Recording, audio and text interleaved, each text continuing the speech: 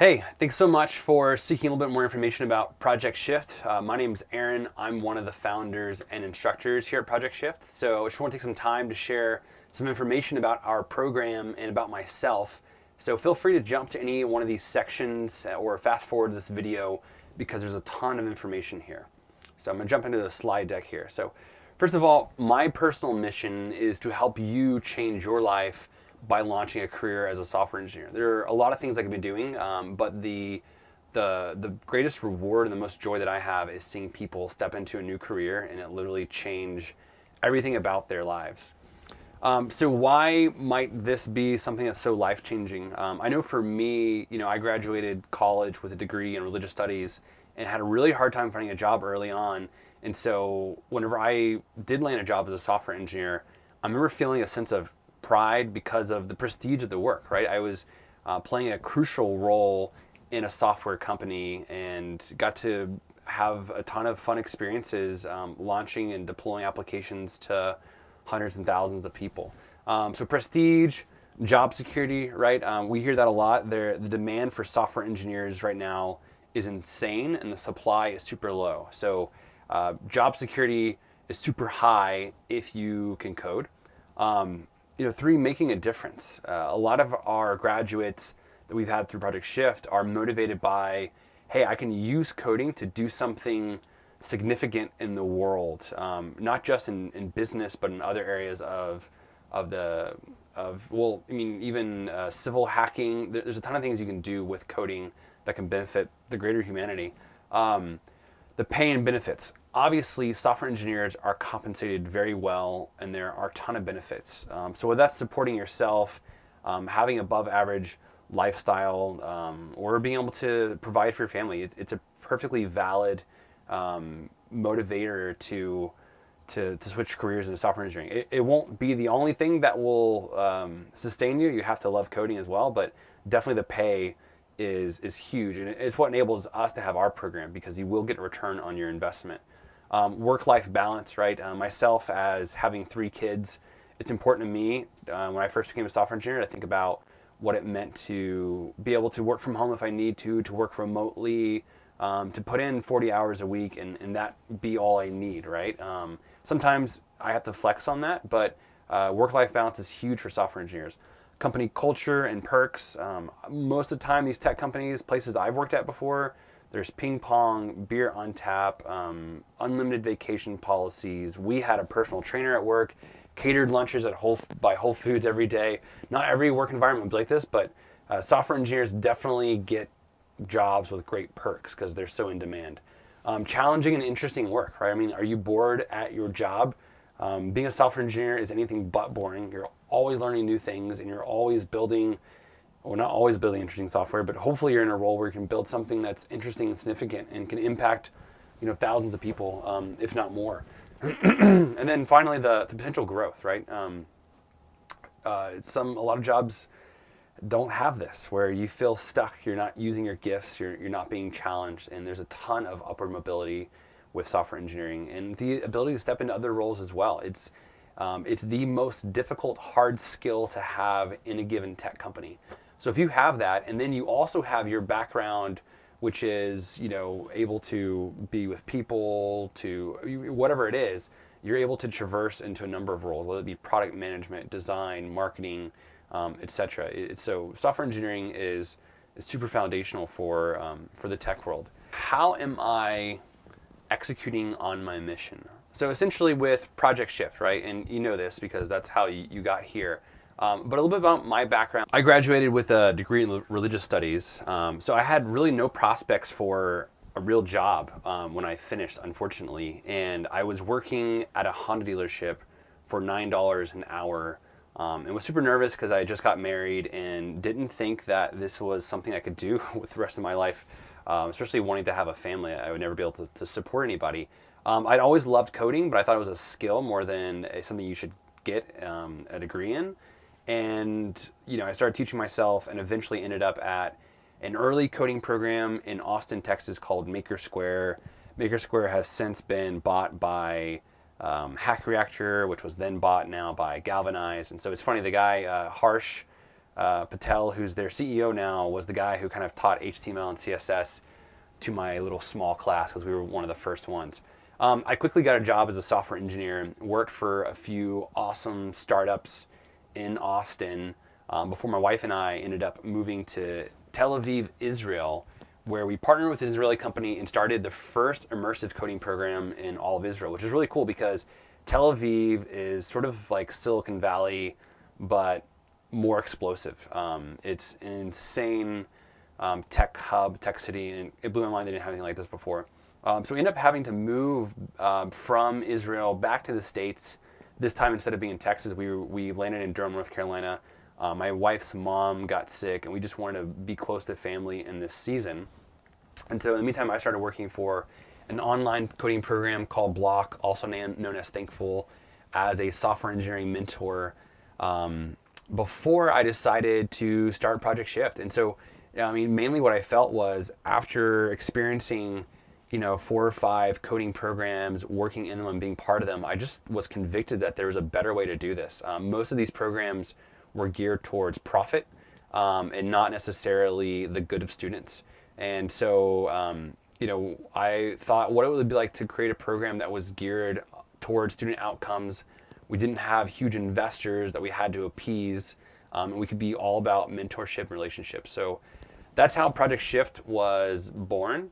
When I moved to Durham, one of the guys I met was Sean Doherty, who's now our co-founder and our other instructor of Project Shift. So hopefully you'll meet him. Sean has the opposite experience as myself. For the last 13 years, he's been chief software architect, CTO at a local software development company.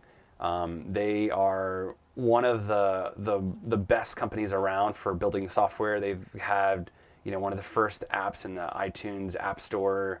They've been doing it for a long time. And so he's got his undergrad and master's degree in computer science. He's got his concentration in artificial intelligence. So he's kind of got the other side of software than I do, which is very non-traditional and very hands-on. So with that, we decided to create Project Shift, which is, as we describe it, the serious path for committed beginners, right? So ours is a little bit different. We cap all of our classes at just 12 fellows. We call it a fellowship more than, quote, boot camp or anything else, because it really is. At the moment, we have 2 TAs, 2 instructors.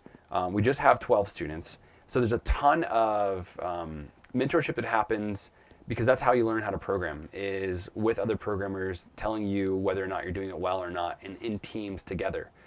So we really view what we're doing as a replacement for computer science. That's where Sean's background comes into play. So it's kind of like the best of both worlds, right? Where our curriculum is advanced, our graduates learn the stuff that coding boot camps don't teach, and then they can do what computer science grads can't. Computer science is not necessarily relevant to the latest technologies. And then a big thing that we're super proud of is our model to be 100% transparent. So we're part of an organization called CIRR, which stands for it's kind of a ridiculous acronym, to be honest, the Council on Integrity and Results Reporting. So it's a nonprofit third-party organization that collects data on schools and their graduation statistics. So these are all the schools that are part of it in the country. And so we're by far the smallest. And so they have us report our statistics every 6 months, and they audit it so that we make sure that we are telling the truth about how our graduates are doing. So, with that, super proud of these companies. This is kind of like a small synopsis of what we've been doing. So far we are on cohort number 6 as of this recording. So just a few pictures. Again, we've had super small cohorts, but these are some of our previous cohorts before. Super cool folks. And this is our current crew. So far we've had 5 cohorts graduate. Of those cohorts, the average time from graduation to getting a job is 40 days. So this includes some graduates who've had jobs before they've even left the program. Some graduates take a little longer, so that's our average. 100% of graduates in good standing with career services. So I'll talk more about that in a little bit, but whenever you graduate, we essentially connect you with a career services coach who weekly will be meeting with you to help you find a job until you do. So we provide this as an indefinite support. Honestly, it doesn't end up being as much work for us as it might sound because people get jobs quickly. So we'll have to provide, on average, 40 days of career services support.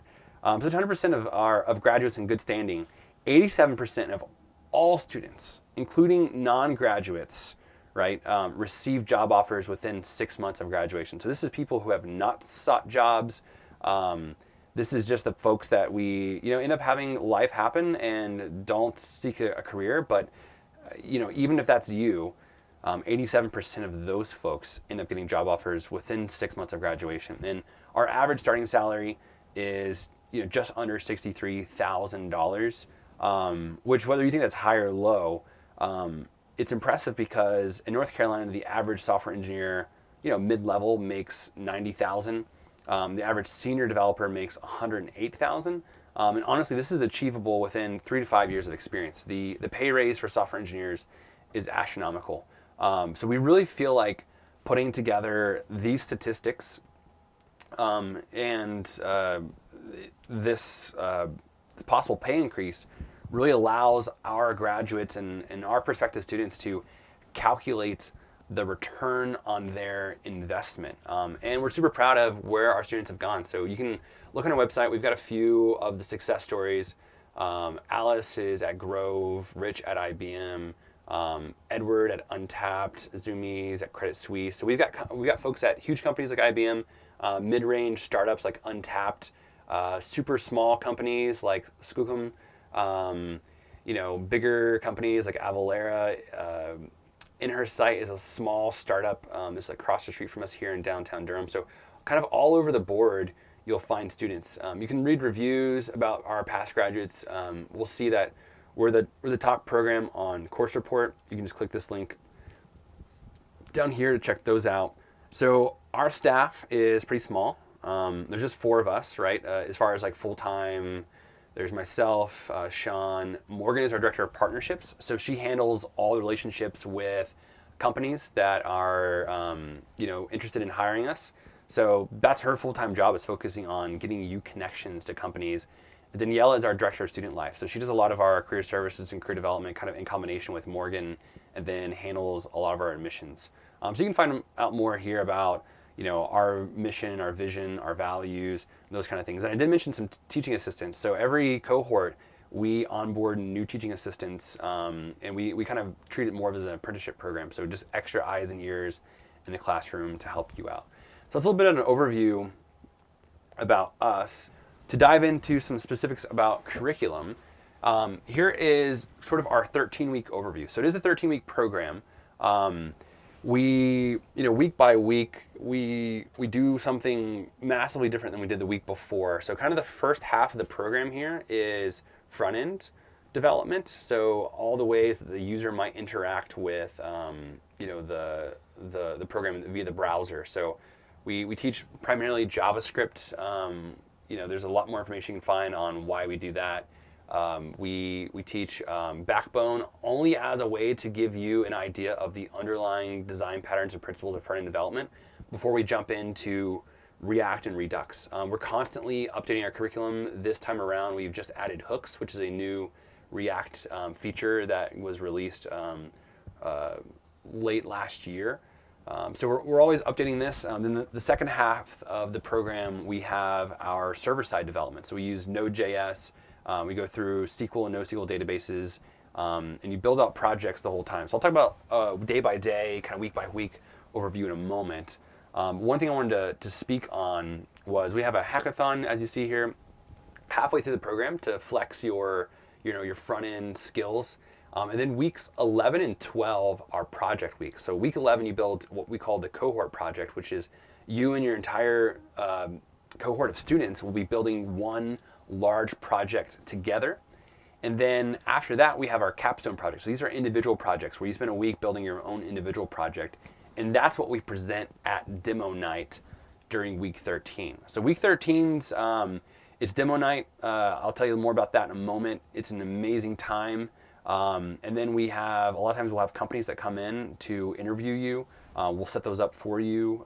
We'll have our career services intake, where we'll get you going on what your weekly meetings will look like from here on out. And then we give you a few weeks of free co-working up at our offices to begin your career services and job search after the program. So there's a ton going on here. And then I failed to mention that even before the program, we've got about 50 hours of pre-work that we assign to accepted students to get you going. So just a couple images here of demo night. So what demo night is we pack out, usually around 150, 200 people come out to see you present your final project. So everyone gets to pitch individually, then you get to pitch your cohort project. These are sometimes friends and family, but definitely companies that are looking to hire come here to make connections with our graduates. So that was cohort 3. This was the last cohort we had. We have at this place called the Rick House, which is a really cool venue. We get, plenty of drinks, beer, wine. We cater food. It's essentially a big party where we celebrate you guys and what you are all building. There's some past graduates, alumni always come out to these events to show their support and as you see, wear their t-shirts. So our daily schedule looks like this. We start promptly at 9, so we ask you to get there at 8:45. Our space is out of a place called WeWork, which is a massive co-working space. There's beer on tap, kombucha on tap, coffee, latte machines. They've got happy hours. I mean, there's tons of stuff for students to feel like they can be productive. So come grab coffee, get ready. We lecture at 9 a.m. We try and have very little lecture, right?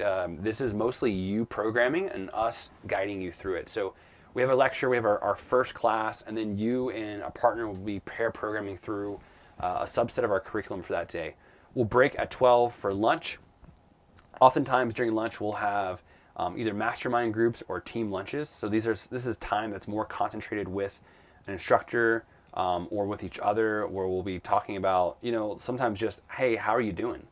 Sometimes we'll be going over different career development topics in discussion groups. So we'll have, sort of an intentional lunch at least once a week.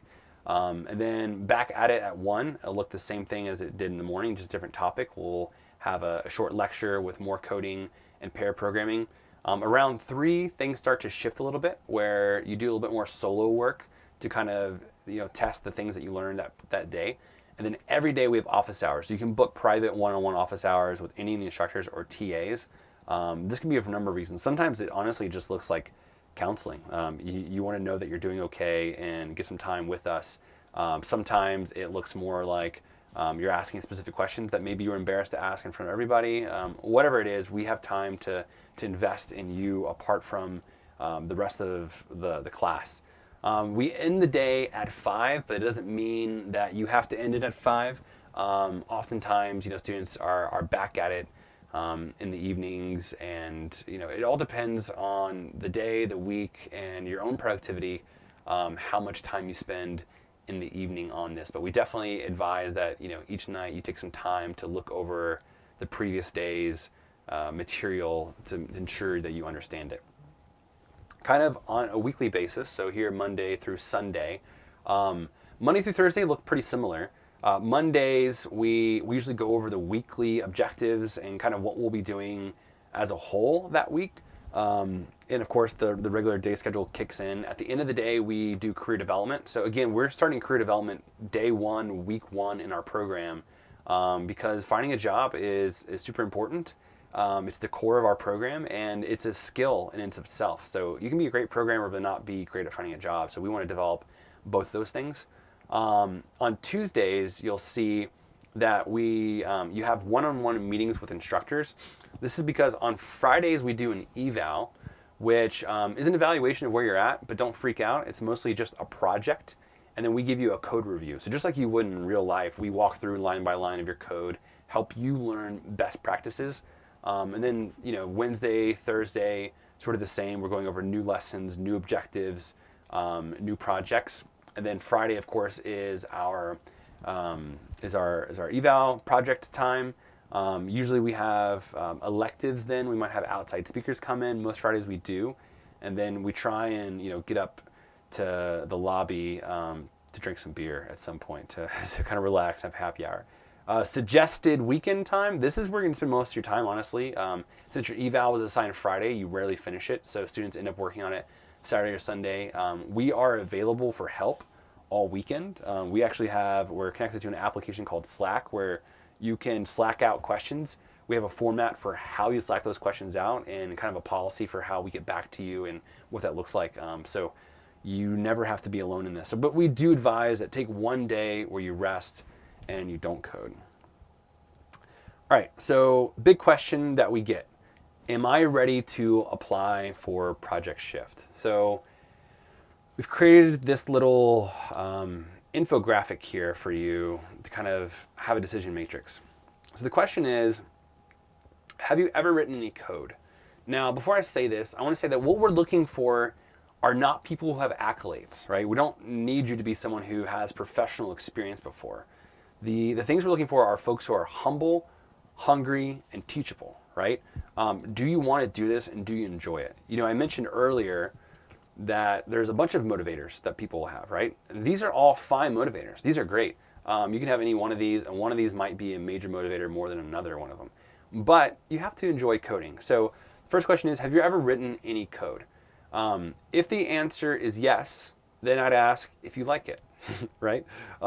If you do not like code, then this may not be for you, right? Because this is going to be a lot of coding.